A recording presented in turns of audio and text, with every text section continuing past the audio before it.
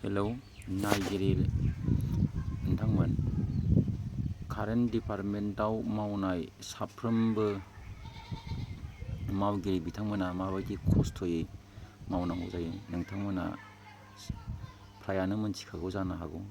दा बावहाय नैबे गहपुर साब डिभिजननि बिथोराव थानाय दफ्लागर कन्ट्रल रुमनि सिङाव जाय ब्रेकार बुरै लाइन थांनाय फिडारनि ब्रेकार दा गाज्रि जादोंमोन। दा बेखौ रिपेयारिं खालामनो नागिरदों, खुलिगासिनो दङ। दा खुलिनानै बोख्लायनायनि उनाव बेखौ रिपेयारिं खालामनाय जागोन। दा साननो हागौ लाइना गोरलैयावनो फैयो बा दसेनो जायो।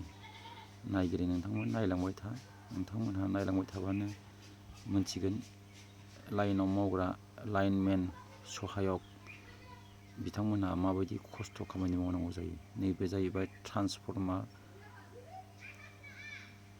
1 नम्बर 2 नम्बर ट्रान्सफर्मार। बियो 5 MV केबिनि 5 मेगावाटनि। दा नै खुलिगासिनो दङ। नै खुलिनानै गाहायाव बोख्लायबाय, बोख्लायनानै दा नैबे सिङाव खुलिदों, सिंनि पार्ट्सफोरखौ नायदों।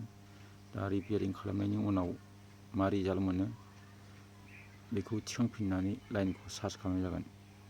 गोजोन्थों रायजोफोर।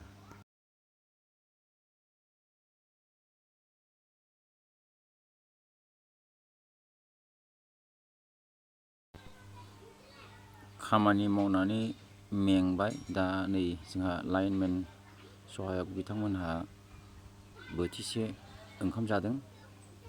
दा बिथांमोनहा जागासिनो दङ। नै जेराव मेरावनो जेराव सुबिदा मोन्दों बेवहायनो जिरायदों आरो जादों।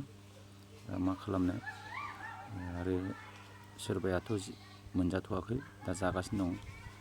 दा नैबे सिङावहाय सानैसो जिरायदों, बिथांमोनहा अफिस पार्टिनि, बिथांमोनहा जागासिनो दङ।